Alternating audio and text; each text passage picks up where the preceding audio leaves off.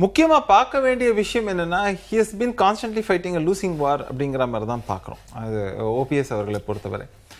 அவர் வந்து உள்ள வந்தாருனாலும் வெளியில இருக்கிறதுக்கும் ரெண்டுத்துக்கும் ஒரு வித்தியாசம் இருக்கு. உள்ள வந்தாக்க ஆப்டிக்ஸ்ல என்ன ஆகும்னா, இவங்களுக்குள்ள ஒரு ஒரு கருத்து வேறுபாடு இருக்கு, ஒரு ஜஸ்ட் ஒரு ஃப்ரிக்ஷன் இருக்குங்கும்போது உள்ள வரும்போது அதெல்லாம் சரியாயிடுச்சு பாருங்க.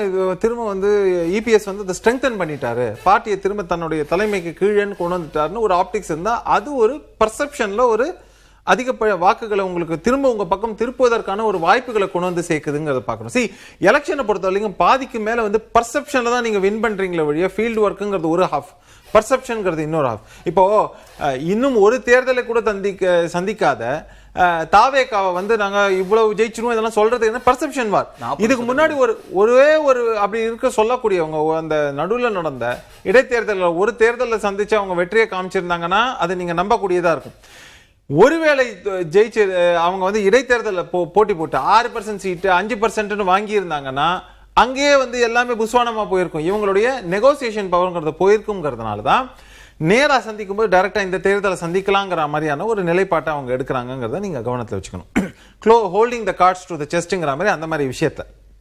அடுத்த முக்கியமான விஷயம், இன்னைக்கு நீங்க வந்து இந்த பக்கமும் அந்த பக்கமும் பேரம் பேசி கொண்டே இருக்கலாம். இப்போ அன்புமணி ராமதாஸ் அவர்கள் இருக்காருனாக்கா பாமக டிசைட் பண்ணாரு, என்டிஏ பக்கம் வந்துட்டாருங்கிறத திரும்ப பார்க்குறோம். இவர் வந்து அதே மாதிரி எடப்பாடியுடன் வந்து உக்ரமாக வார்த்தை போர்களில் ஈடுபட்டு அதே மாதிரி வந்து அவரை நான் இது முதல்வராக விடமாட்டேன்னு சொன்ன டிடிவியும் இந்த பக்கம் என்டிஏக்குள்ள வந்துட்டாருங்கிறத பார்க்குறோம். இப்படியாக இருக்கும்போது ஒன்று அந்த அதிமுக கட்சிக்குள்ளே இருந்து வெளியில் இன்னைக்கு நிற்கிற ஓபிஎஸ் அவர்கள், இன்னொரு பக்கம் பார்த்தீங்கன்னாக்க பிரேமலதா விஜயகாந்த் அவர்கள். இவங்க ரெண்டு பேரும் பார்த்தீங்கன்னா அவங்க வந்து ரெண்டு பக்கமும் பேரம் பேசுறதுங்கும் போது ஒரு லெவலுக்கு மேலே வந்து இபிஎஸ் என்ன முடிவு எடுப்பாருன்னா பரவாயில்ல போட்டும், இல்லைன்னா பரவாயில்ல பார்த்துக்கலாம் அப்படிங்கிறது. அதை எப்படி மேனேஜ் பண்ண முடியுங்கிறது அவங்களை பிரேமலதா லயபிலிட்டியாக ஃபோக்கஸ் பண்ணுறாங்களாங்கிறது.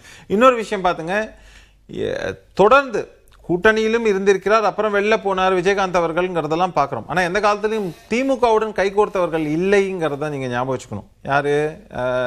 இவங்களோட விஜயகாந்த் அவர்களுடைய கட்சி தேமுதிக.